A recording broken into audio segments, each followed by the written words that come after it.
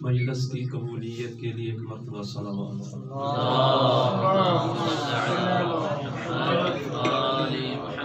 اپنے اپنے گناہوں کی بخشش کے لیے ایک مرتبہ پھر صلوات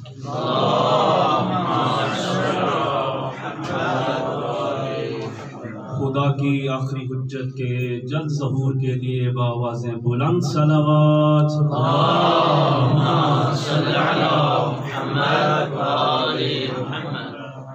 اعوذ باللہ من الشیطان الرجیم بسم اللہ الرحمن الرحیم الحمد للہ رب العالمین الحمد للہ کما هو اہلہ والصلاة والسلام على سید الانبیاء والمرسلین وخاتم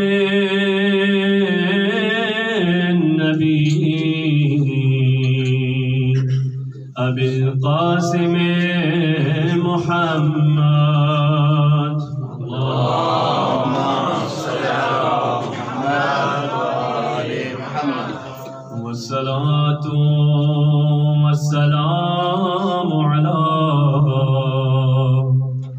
وصیہ علی بن ابی طالب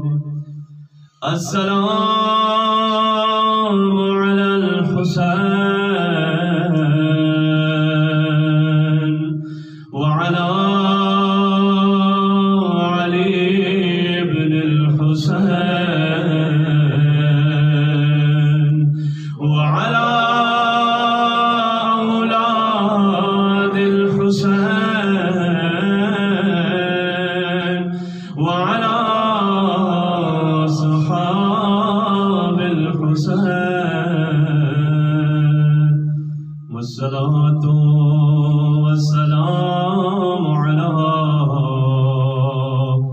آلهم الطيبين الطاهرين المعصومين دعائے سلامتی امام زمانہ میرے ساتھ بلند آواز سے پڑھیں گے اللہم کل ولیک الحجت ابن الحسن صلواتک علیہ وعلی آلہ فی هذه الساعة وفي كل ساعة وليا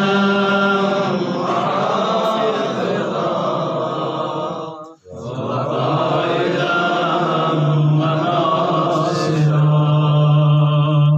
ودليلا وعينا حتى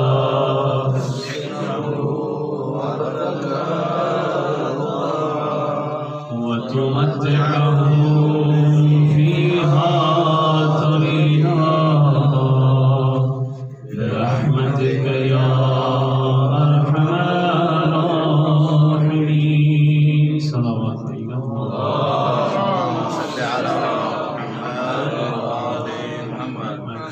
أما بعد लकुम फ़क़द क़ाल रसूलुल्लाह सल्लल्लाहु अलैहि वआलिहि वसल्लम या अली अंत व शीअतुका हुमुल फ़ाइज़ून सलावत। अल्लाहुम्मा सल्लि अला मुहम्मद व आले मुहम्मद। खुदावंद ताला आपका मजलिस अज़ाम आना अपनी बारगाह में कबूल फरमाए। इस जिक्र के सदक़े में जो परेशान हाल है उनकी परेशानियाँ दूर फरमाए। जो हाजात रखते हैं शरीफ उनकी हाजात पूरा फरमाए। जो बे औलाद हैं उनको औलाद नरीना अता फरमाए। निहायत इख्तिसार के साथ इंशाअल्लाह अपने मौजू पे गुफ्तगू करूँगा, क्योंकि दो मरहूम की साले सवाब की मजलिस है। बाज़ लोग आपको भी और मुझे भी पाकिस्तान से मुख्तलिफ मौज़ूआत पर दुआएं, किसी की औलाद नहीं है, किसी के रिज़्क़ का मसला है, इल्तिमास करते हैं। कोई बीमार है उसकी सेहतयाबी के लिए, यानी इंसान परेशान है। किसी के पास रिज़्क़ नहीं है, कोई बीमारियों की वजह से परेशान है। अगर हम रवायात मासूमीन अलैहिस्सलाम का मुताला करें तो मासूमीन अलैहिस्सलाम ने इतने बेहतरीन और आसान नुस्खे अता किए हैं, हमें किसी के पास जाने की जरूरत नहीं पड़ेगी। फकत उन नुस्खों पे अमल करते रहें। जिसको तुलानी उम्र चाहिए उसके बारे में भी फरमाया, जिसको रिज़्क़ की तलाश है उसके बारे में भी फरमाया। चूंकि आज की मजलिस जिस मौजू पर है उसी हवाले से मैं फकत ये दो चीजें लेके आया हूँ। इमाम सादिक आले मोहम्मद सल्लल्लाहु अलैहि वसल्लम मोहम्मद इमाम फरमाते हैं, जो चाहता है कि उसके रिज़्क़ में इजाफा हो, जो चाहता है कि उसकी उम्र तुलानी हो, तो अपने वालिदैन के साथ नेकी करे। माशाअल्लाह। इतना आसान नुस्खा, घर में माँ बाप है उनके साथ नेक सलूक करोगे तो अल्लाह ताला इस नेकी के बदले में आखिरत में तो आपका मकाम बुलंद है, वो सवाब आपको मिलेगा। दुनिया में भी उसके असरात हैं, आपकी उम्र दराज होगी और रिज़्क़ में इजाफा होगा। और देखिए खुदा ने वालिदैन की शक्ल में कितनी बड़ी नेमत हमें दी है। जिनके हैं वो एहसास करें, जिनके नहीं है उनको एहसास हुआ है। जब माँ बाप चले जाते हैं, वो दुआओं की दीवार जब चली जाती है, फिर एहसास होता है, कदम कदम संभाल के चलना पड़ता है कि अब हमारे पीछे वो दुआओं की दीवार नहीं है। बाज़ औक़ात आप भी पढ़ते होंगे, मैंने भी बाज़ औक़ात खबरें ऐसी टेलीविजन पे आप देखें, कोई ना कोई रोजाना खबर आती है, माँ बाप के साथ ऐसे कर दिया, जुल्म का औलाद कर रही है वालिदैन के साथ। ये जुल्म दूर की बात है। मासूम फरमाते हैं, इमाम सादिक आले मोहम्मद फरमाते हैं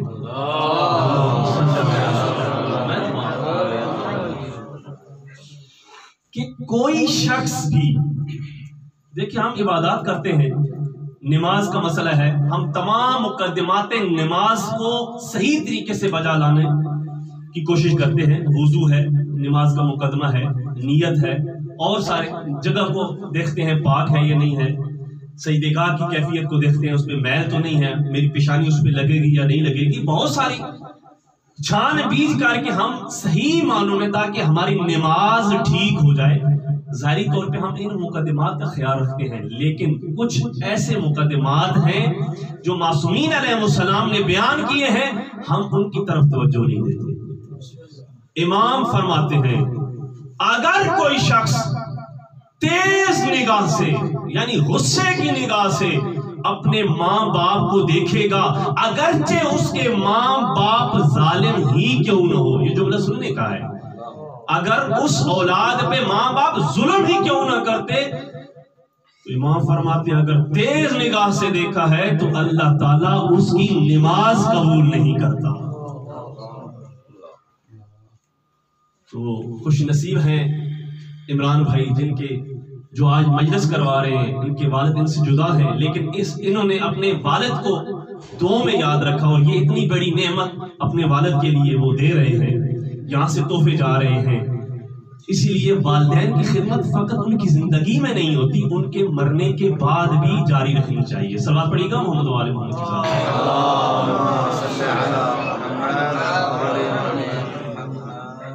اور ہم کتنی مقدس سرزمین میں نجف الاشرف میں بیٹھے ہیں، مولا کائنات علی ابن ابی طالب کے جوار میں بیٹھے ہیں اور ذکر ہو رہا ہے۔ میں بارہا کہتا رہتا ہوں، نعمت خدا کی بڑی ہے، ہم پہ شکر کرنا چاہیے، ہر نعمت پہ شکر کرنا چاہیے، لیکن سب سے بڑی نعمت جو اللہ نے ہمیں عطا کی ہے وہ علی کا جو شیعہ بنا دیا، یہ سب سے بڑی نعمت ہے، علی کا شیعہ بنا دیا۔ دیکھیں دنیا میں امتحان ہے، جب امتحان قریب آتے ہیں تو ہر کوئی کوشش کرتا ہے کہ میں اس میں کامیاب ہو جاؤں، ہر ایک کی خواہش ہوتی ہے، مطالعہ کیا جاتا ہے، پڑھائی کی جاتی ہے، مباحثہ کیا جاتا ہے۔ ایک امتحان اور ہے، اب مسئلہ یہ ہے اس امتحان میں اگر 100 شرکت کر رہے ہیں تو ہو سکتا ہے 100 کے 100 پاس ہو جائیں۔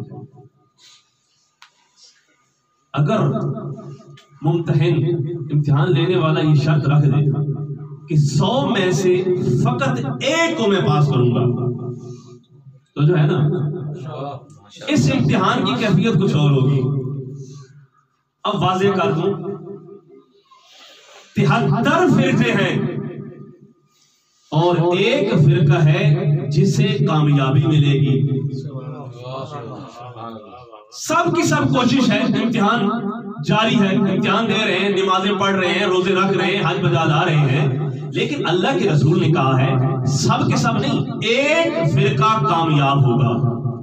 اب بات ہے اللہ کے رسول سے پوچھیں، یا رسول اللہ وہ کون سا فرقہ ہے کہ جو کامیاب ہوگا؟ اللہ کے رسول نے مختلف انداز سے بتایا، لیکن وہ روایت جس سے پڑھ کے ایمان تازہ ہو جاتا ہے، میں چاہتا ہوں کہ آپ سب کا ایمان بھی تازہ کرتا چلوں۔ صلوات پڑھیے گا محمد و آل محمد کی۔ صلوات پڑھتے ہوئے آگے آ جائیں، بسم اللہ، اللہم صلی علی محمد و آل محمد۔ عن عامر الجہنی، عامر جوہنی سے روایت ہے، دخل رسول اللہ المسجد ونحن جلوس وفینا اشخاص۔ اب میں ایک جملہ الگ کر رہا ہوں، یہ روایت کا لفظ نہیں، اشخاص کچھ نام ہے۔ کیا کہا؟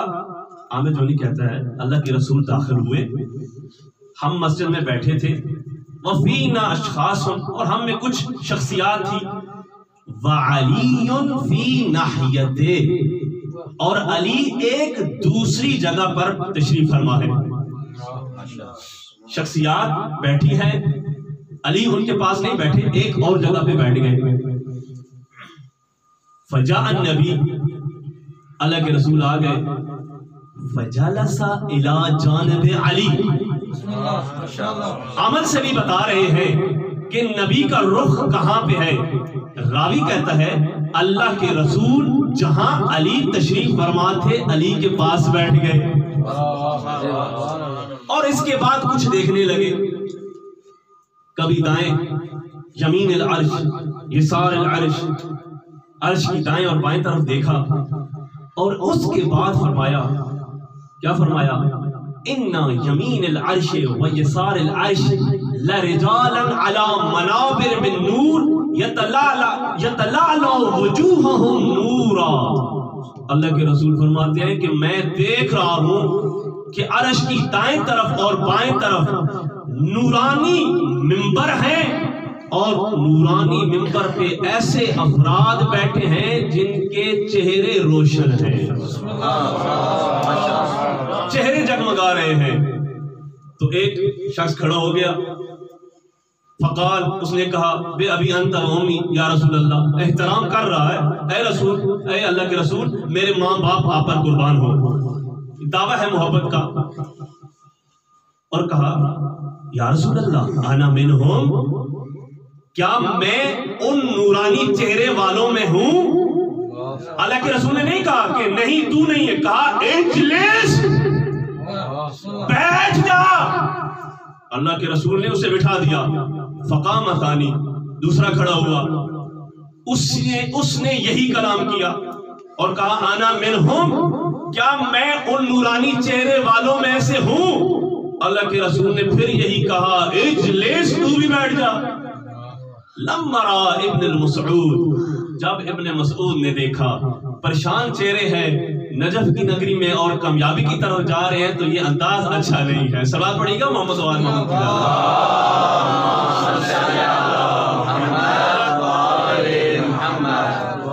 وہاں پہ بھی خاموشی چھا گئی جب دونوں کو جواب مل گیا۔ لما رأى ابن مسعود، جب ابن مسعود نے دیکھا ما قال لهما، کہ اللہ کے رسول نے ان دونوں سے کیا کہا، وہ آئے اور عزت و احترام کے ساتھ رسول خدا کے قدموں میں جھک کے کہتے ہیں یا رسول اللہ بے ابی انت و امی، یہ حقیقی محبت کا دعویٰ ہے، جیسے زبان پر الفاظ ہیں دل میں بھی وہی ہے۔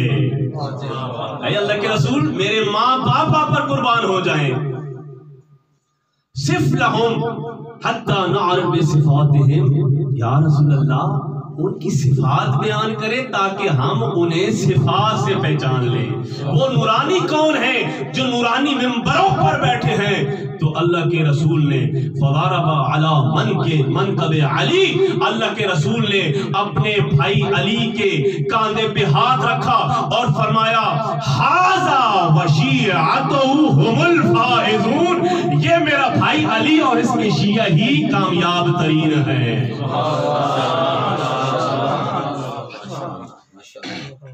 تو ادھر ادھر کتابوں کو کیوں پرکھتے ہو؟ گھبراتے کیوں نہیں ہو؟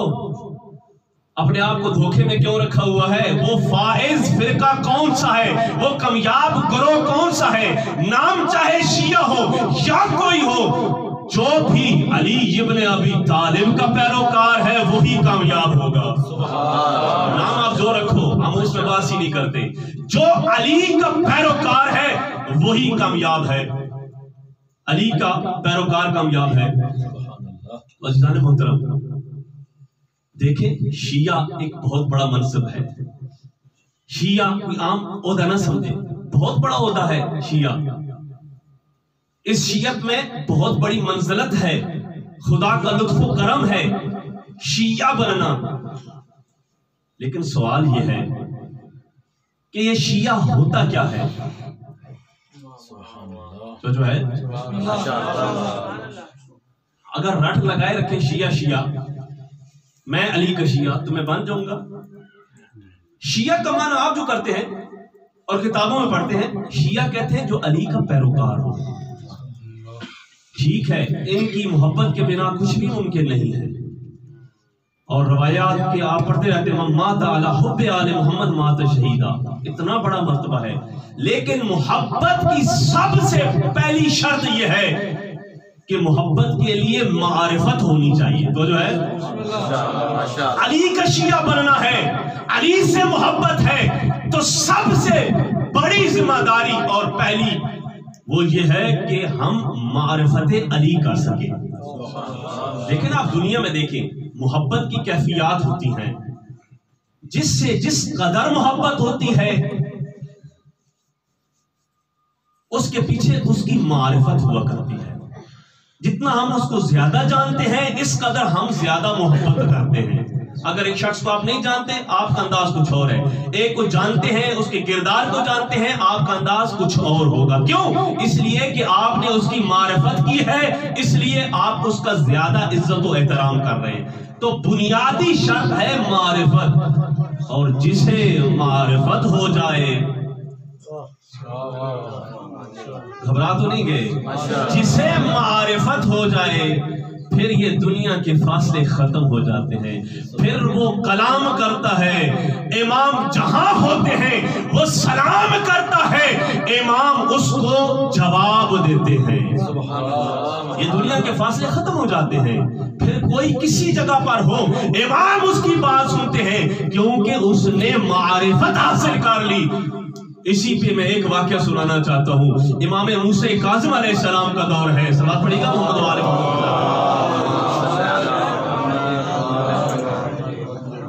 امام کا دور ہے اور امام نے اپنے کچھ افراد جو ہیں علماء کا گروہ خمس اکٹھا کرنے کے لیے بھیجا.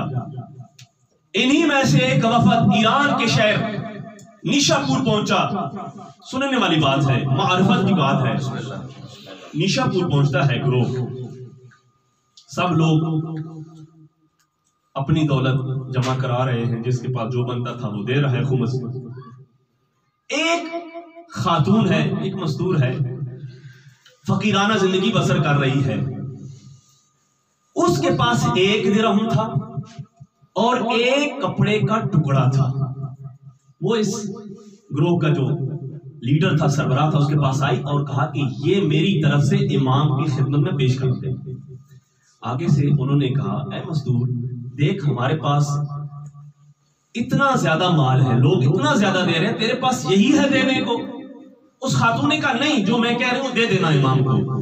اب کچھ عرصے کے بعد جب یہ علماء پہنچتے ہیں, واپس امام کی خدمت میں حاضر ہوتے ہیں, خوشی سے امام کو کہنا چاہتے ہیں کہ ہم اتنا زیادہ خمس جمع کر کے لائے ہیں. ابھی گفتگو ان کی شروع نہیں ہوئی کہ امام نے کہا, سب سے پہلے جو تمہیں ایک مومنہ نے, ایک میری چاہنے والی نے ایک درہم اور کپڑے کا ٹکڑا دیا ہے, وہ مجھے پیش کرو.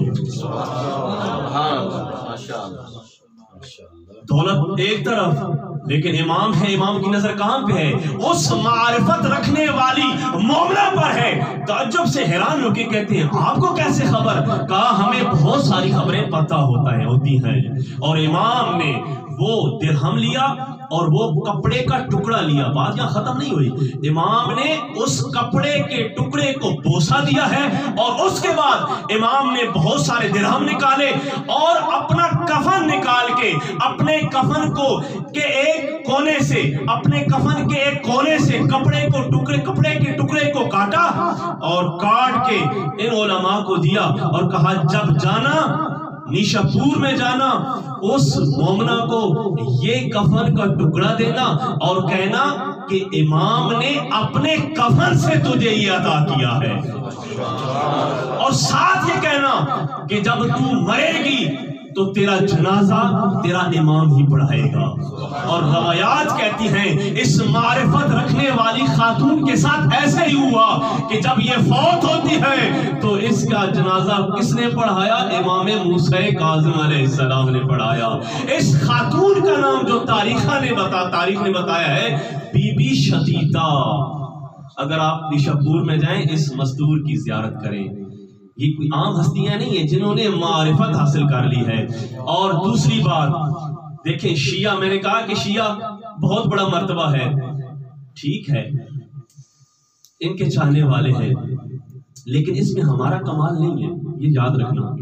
آپ اگرچہ مثال دے رہا ہوں, آپ جاتے ہیں مسجد سہلہ بھی جاتے ہوں گے, وہاں پہ امام صادق علیہ محمد کی ایک روایت لکھی ہوئی ہے, جو کتاب زیارت جو آپ عمال کرتے ہیں اس میں پہلے صفحے پہ جو روایت ہے وہ امام صادق علیہ محمد کی, اس میں ایک جملہ ہے, بس وہ جملہ آپ کو دینا ہے.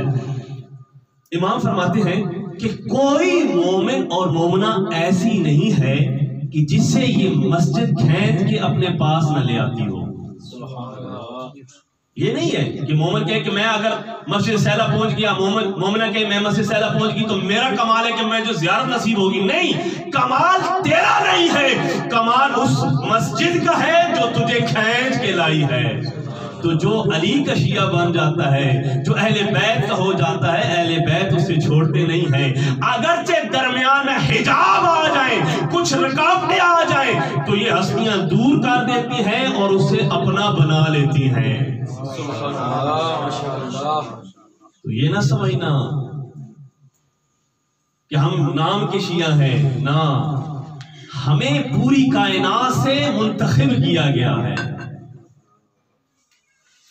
اگر وہ نہ چاہیں تو ہم کیسے ان کا ذکر کر سکتے ہیں؟ اگر وہ نہ چاہیں تو ہم ان کی زیارت کیسے کر سکتے ہیں؟ اگر وہ نہ چاہیں تو ہم ان کا نام کیسے لے سکتے ہیں؟ ان کا خاص لطف و کرم ہے. ہاں, ایک معرفت رکھنے والا تھا, ایک علی کا شیعہ تھا، علی کا پیروکار تھا، لیکن دنیا میں کچھ رکاوٹیں آ گئی، کچھ حجاب آ گئے، کبھی کسی مذہب پہ چلا گیا، کبھی کسی مذہب پہ، لیکن سکون نہیں ہے، مذہب بدلتا رہا، ریسرچ جاری رکھی، بھٹکا ہوا تھا، منزل کی طرف رواں دواں ہے۔ کیوں؟ کیونکہ علی کا وعدہ ہے کہ ہم اپنوں کو چھوڑتے نہیں ہیں۔ تو جو ہے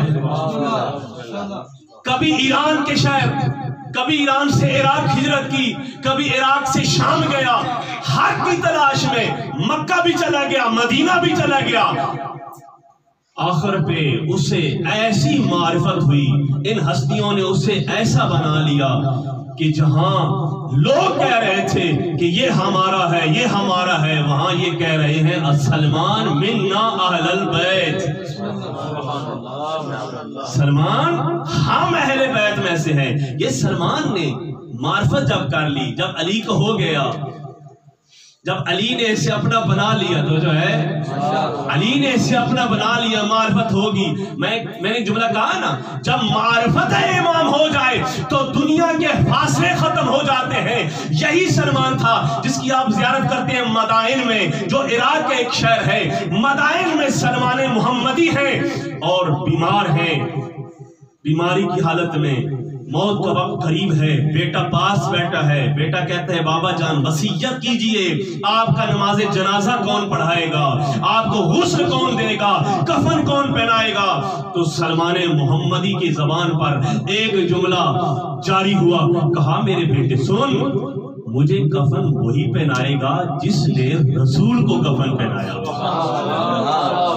مجھے وہی قبر میں لٹائے گا جس نے رسول کو لٹایا، میرا جنازہ وہی پڑھائے گا جس نے رسول کا نماز جنازہ پڑھایا۔ بیٹا حیران ہو کے کہتا ہے بابا جان علی مدینہ میں ہے اور آپ عراق کے شہر مدائن میں، یہ کیسے ہو سکتا ہے؟ اتنے میں آنکھ بند ہونا تھی کہ ادھر علی مدینہ میں اپنے چاہنے والوں کے ساتھ ہیں اور آنکھوں سے آنسو جاری ہوئے۔ صحابی پوچھتے ہیں یا علی یہ کیسے آنسو ہے؟ کہا آج اپنا جدا ہو گیا۔ اور روایات کہتی ہیں کہ علی چند لمحوں میں حکم خدا سے مدینہ سے مدائن آئے اور لوگوں نے دیکھا کہ علی علیہ السلام نے خود اپنے چاہنے والے سلمان محمدی کو غسل دیا، کفن پہنایا، نماز جنازہ پڑھائی اور قبر میں اپنے ہاتھوں سے لٹایا۔ یہ کیسے سلمان محمدی کو اتنا بڑا عہدہ مل گیا ہے؟ دوستو معرفت سے۔ جب تک معرفت حاصل نہیں ہوئی بے سکون رہا، عجیب کیفیت میں رہا، اسے کسی جیسے کسی چیز کی تلاش ہے، اور جب معرفت ہوئی تو ایسا بن گیا، پھر فاصلے ختم ہو گئے، امام سے کلام ایسے کر رہا ہے جیسے امام روبرو ہو۔ اگر آپ زیارت کے جملے بعض زیارات میں جو مروی ہیں اگر آپ پڑھیں، واقعاً کمال کے وہ جملے ہیں۔ اگر علی کا چاہنے والا ان جملوں میں غور کرے، وہ در کر لے گا کہ امام کسے کہتے ہیں، اور میں جو امام کا چاہنے والا ہوں میری ذمہ داری کیا بنتی ہے۔ مختلف زیارات میں یہ جملے موجود ہیں، انت تسمع کلامی وترا مقامی وترد سلامی۔ اے امام آپ مجھے دیکھتے ہیں، آپ میری آواز کو سنتے ہیں، آپ میرے سلام کو سنتے ہیں۔ یہ کہاں ہوتا ہے؟ جب آپ کو کوئی دیکھ رہا ہو، آپ کی بات سن رہا ہو، اس کا مطلب کیا ہے؟ وہ حاضر ہے، آپ کے پاس ہے، آپ کو دیکھ رہا ہے، آپ کی بات سن رہا ہے۔ لیکن معرفت تب ہوگی جب ان کلمات کو ہم دل کی گہرائی میں اس انداز سے جگہ دیں کہ ہم جو بھی قدم اٹھائیں اور ہمارے ذہن میں جو ہو کہ ایک تو اللہ دیکھ رہا ہے اور میرے اس قدم پر اس امام کی بھی نگاہ ہے جو آج غائب ہے۔ پھر ہمارا قدم کبھی لڑکھڑائے گا نہیں، ہمارا قدم کبھی گمراہی کی طرف نہیں جائے گا، ہمارا قدم کبھی گناہوں کی طرف نہیں جائے گا۔ تو عزیزان محترم، پس اختصار کے ساتھ تو بات کر رہا ہوں شیعہ۔ شیعہ کسے کہتے ہیں؟ جو علی کا پیروکار ہو۔ تو جو ہے نا علی کا پیروکار کو شیعہ کہا جاتا ہے۔ تاریخ بتاتی ہے ایک اور تھا جو جانتا بھی تھا پہچانتا بھی تھا، لیکن کچھ پردے حائل ہو گئے، درمیان میں پردے آ گئے. اس نے کیا کہا جہاں حسین ابن علی کا قافلہ رکے وہاں پہ نہیں رکنا ہم نے. دور جہاں سوچتا تھا کہ یہاں پہ امام ہے، کہیں اور جا کے وہ اپنا قافلہ ٹھہراتا. لیکن ان ہستیوں نے جب اسے اپنا بنا لیا، یہ بھاگتا کیوں ہے؟ تو جو ہے ایک جگہ پر جب خیمہ نصب کرنے لگا تو پتہ چلا یہ ساتھ حسین ابن علی بھی ہے. یہ جو بھاگ رہا تھا، جب ایسے معرفت ہوئی، جب حسین ابن علی نے اسے بلایا اور اس کے کان میں ایک جملہ کہا، پھر وہ جو پریشان حال تھا اس کا چہرہ اس طرح کھلکھلا اٹھا جیسے اسے سب کچھ مل گیا ہو. اور تاریخ نے لکھا کربلا میں یہی معرفت امام رکھنے والا تھا. جب امام نے کہا جو چھوڑ کے جانا چاہتا ہے مجھے چھوڑ کے چلا جائے، اور تاریخ نے وہ اس طرح سے بیان کیا، بجھایا ایک دیا چہرے 72 ہو گئے روشن، اندھیرا خود پریشان ہے، بجھا کیا تھا جلا کیا ہے. وہ جو دیا حسین ابن علی نے بجھایا اور کہا جو جانا چاہتا ہے چلا جائے. یہی معرفت امام رکھنے والا اٹھا اور کہنے لگا یا ابن رسول اللہ، ہم اور آپ کو چھوڑ کے جائیں، یہ کیسے ہو سکتا ہے؟ ہمارے ٹکڑے ٹکڑے کر دیے جائیں، پھر ہمیں زندہ کیا جائے، پھر ہمارے ٹکڑے کیے جائیں، حتیٰ کہ 1000 مرتبہ ہمارے ٹکڑے کیے جائیں، ہمیں موت آئے اور زندگی ملے تو ہم ہر زندگی آپ پر قربان کریں گے. یہ معرفت رکھنے والا کون تھا؟ جسے تاریخ نے زہیر بن قین کے نام سے یاد کیا. معرفت کر لی، جب معرفت کر لی پھر موت سے انسان نہیں گھبراتا، پھر پریشانیوں سے گھبراتا نہیں ہے. امام کی معرفت جب حاصل ہو جائے تو شیعہ علی کا پیروکار، علی کا چاہنے والا. دیکھیں آسان سی بات ہے، آسان سی بات ہے، چونکہ آپ علماء کرام ہیں، میں آپ کے لیے نہیں بلکہ چونکہ ریکارڈنگ بھی ہے، عوام میں بھی یہ بات جائے گی تاکہ ان کے لیے مفید ہو کہ شیعہ کو سمجھانا چاہتا ہوں. یہ شیعہ کا معنی کیا ہے، شیعہ کا مطلب کیا ہے، تاکہ آسان لفظوں میں ہر ایک تک یہ بات پہنچ جائے. سلوات پڑھیے گا محمد وآل محمد.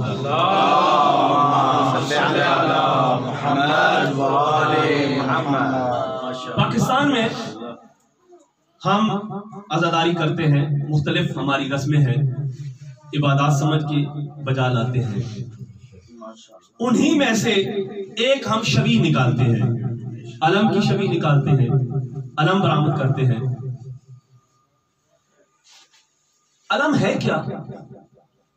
دیکھیں آپ بازار سے کپڑا خریدتے ہیں، عام کپڑا ہوتا ہے، دیکھتے نہیں ہیں یہ کس کی دکان ہے، وہابی ہے، سنی ہے، شیعہ ہے، نہیں دیکھتے. کپڑا خریدتے ہیں دکان سے، عام کپڑا ہے، بے قدر و قیمت کپڑا ہے، اس کی کوئی ویلیو نہیں ہے.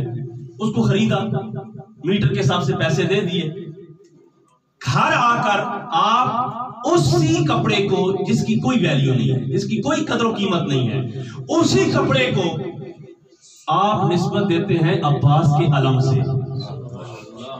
وہ بے قدر و قیمت جس کا کوئی احترام نہیں تھا، اگر زمین پہ گرتا ہے تو گرتا رہے، لیکن جب اس کو نسبت دی عباس کے علم سے، اب بے قدر و قیمت کپڑا اتنا قیمتی ہو گیا کہ اگر یہ زمین پر گر رہا ہو تو یہ نہ گرنے پائے، جان چلی جاتی ہے تو چلی جائے. یہ اس کپڑے کو اتنا بڑا مقام کیسے ملا، اتنی بڑی عظمت کیسے ملی، اتنا بڑا رتبہ کیسے ملا، اتنی بڑی منزلت کیسے ملی، اتنی کیسی قیمت ہوگی اس بے جان کپڑے کی؟ وہ اس لیے ہوئی کہ اس میں کپڑے کا کمال نہیں تھا، کمال تھا نسبت کا. جو ہے کمال تھا نسبت کا. اس کو دی عباس کے علم سے نسبت. جب نسبت مل گئی تو یاد رکھنا اب یہ بے قدر و قیمت کپڑا نہیں ہے، یہ جھکنے نہ پائے، کسی ایسے مقام پر نہ لے کے جانا جہاں نجاست ہو. تو جو ہے نجاست سے دور رکھنا، اس کا احترام کرنا، اس کو پہچان لینا، اس کی منزلت دیکھ لینا.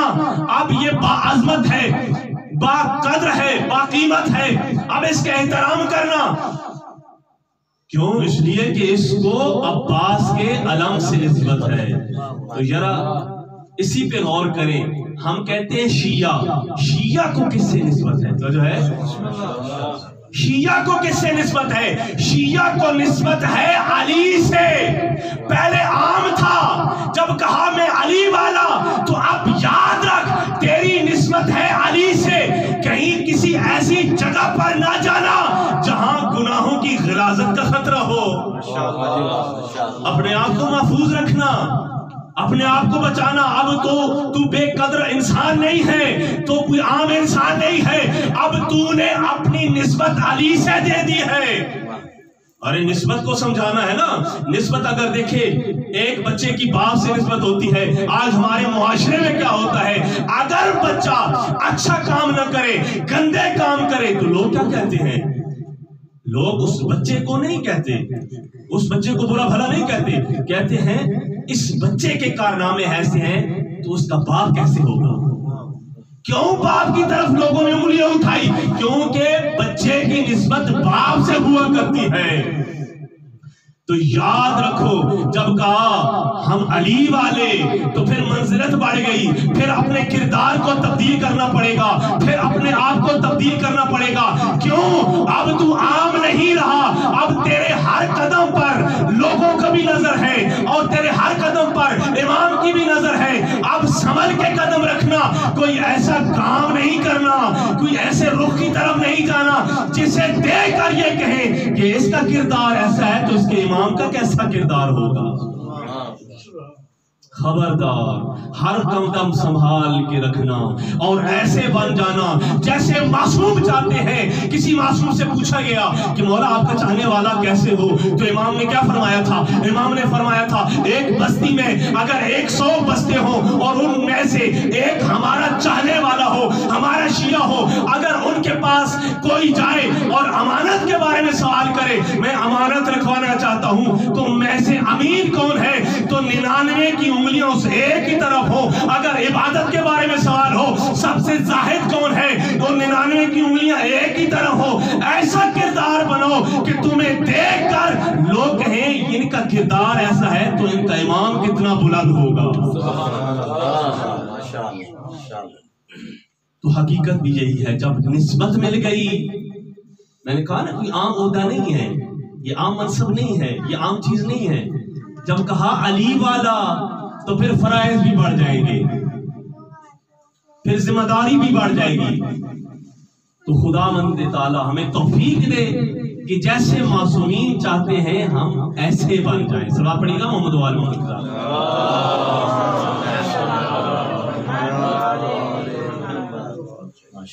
عزیزان محترم، چونکہ یہ مجلس ترحیم کی مجلس ہے، دیکھیں موت کا وقت معین ہے، کوئی نہیں بھاگ سکتا. انبیاء بھی چلے گئے، ہم نے بھی چلے جانا ہے. ہر ایک پر صدمے آتے ہیں. عمران بھائی ہیں، ان کے والد کا سایہ ان سے اٹھا، آج برسی ہے ان کے والد کی.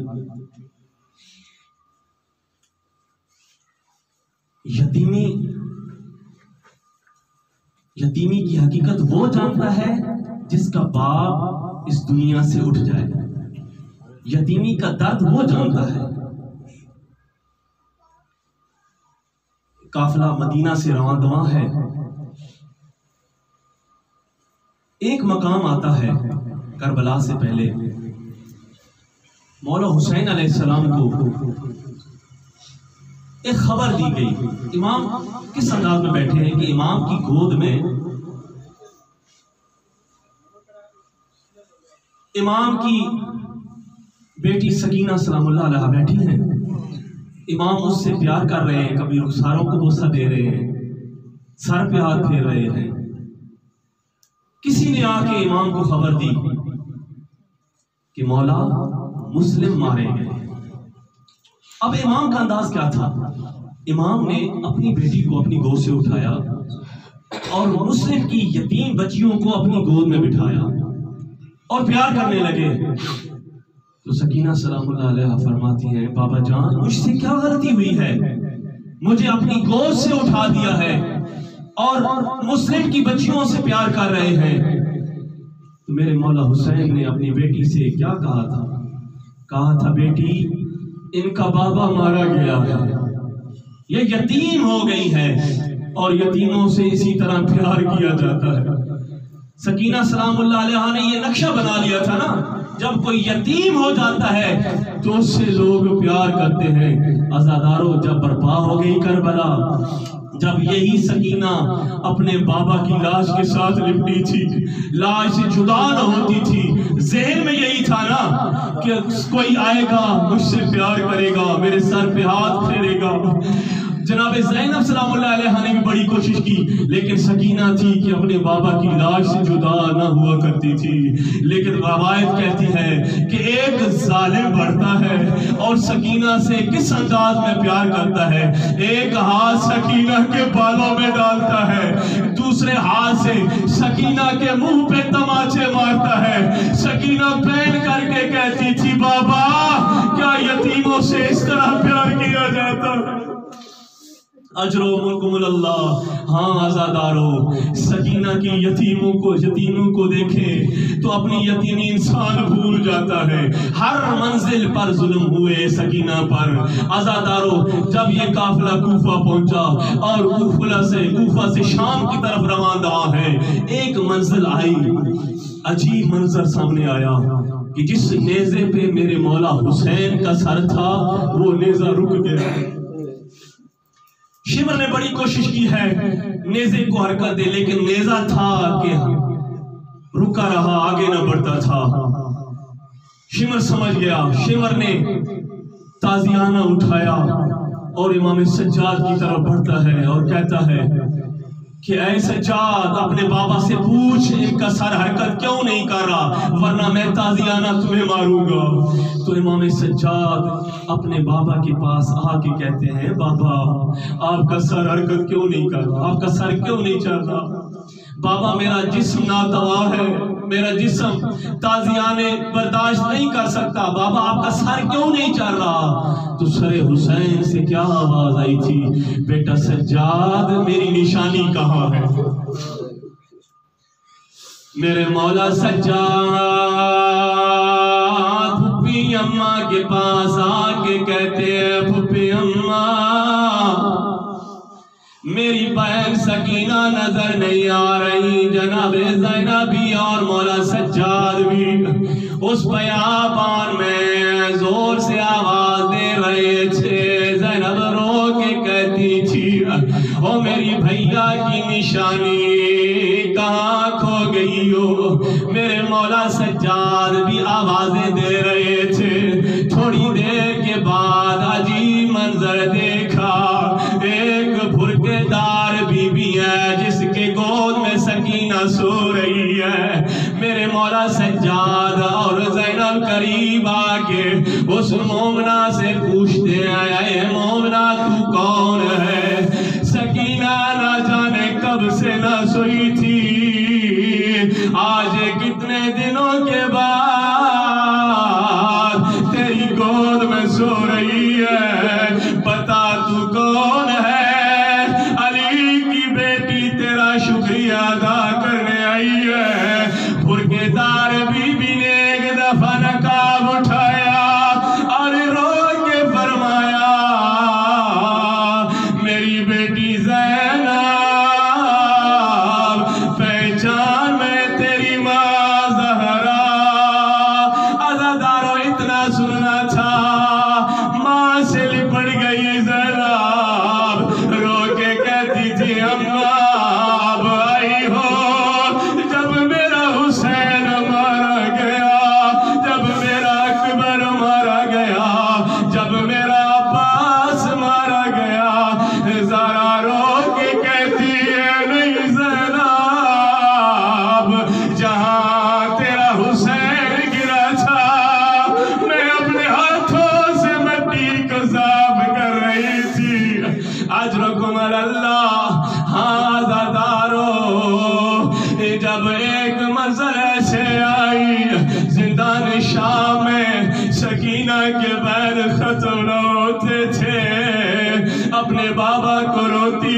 سکینہ یزید نے کہا یہ کون مستور ہے جو نہ دن کو سوتی ہے نہ رات کو سوتی ہے؟ کسی نے کہا یہ حسین کی یتیمہ ہے۔ کہا کیوں روتی ہے؟ کہا اپنے بابا کے لیے روتی ہے۔ یزید نے کہا سر حسین کو زندان میں لے جاؤ۔ عزاداروں سر حسین کو زندان میں لایا گیا۔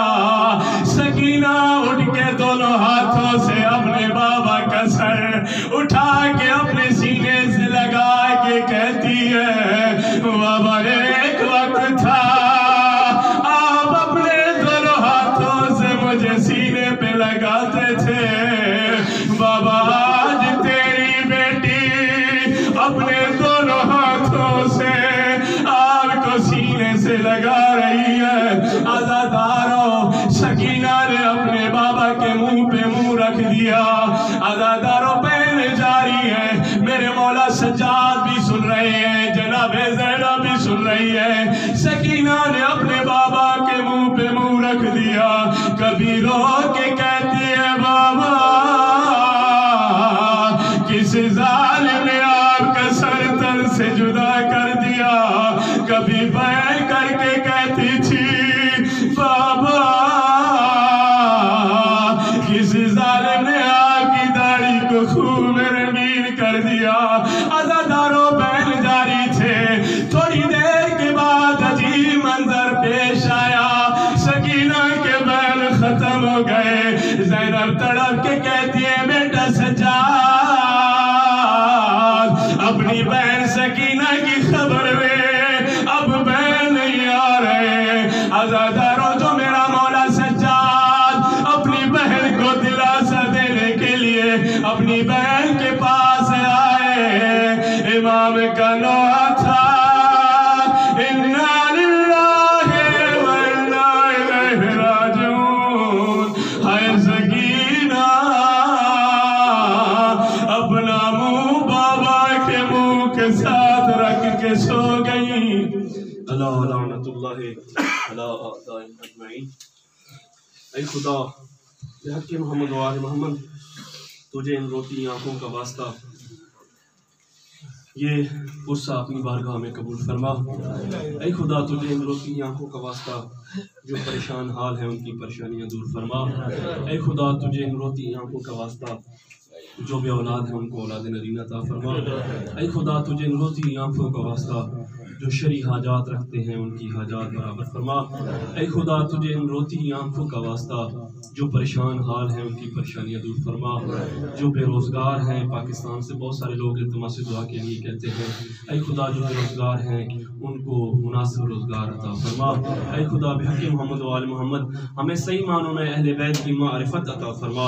اے خدا ہمیں صحیح معنوں میں علی ابن ابی طالب کا شیعہ بننے کی توفیق عطا فرما۔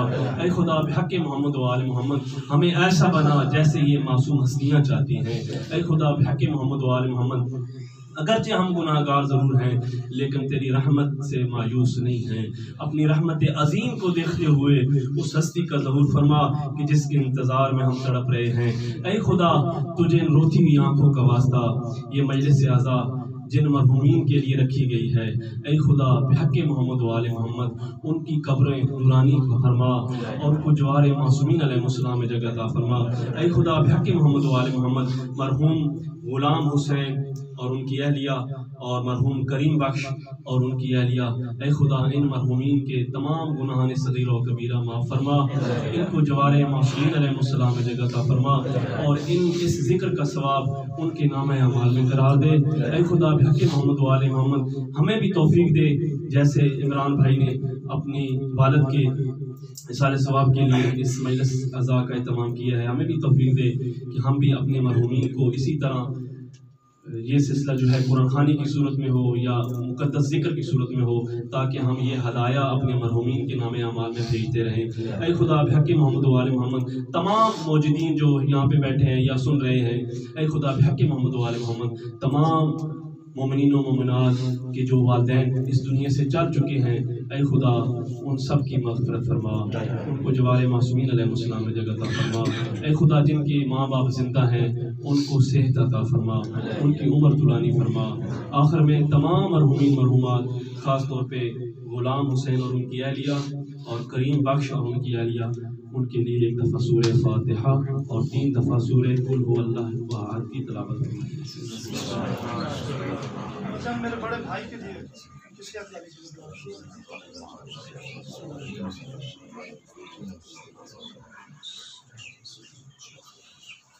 صراط الذين أنعمت عليهم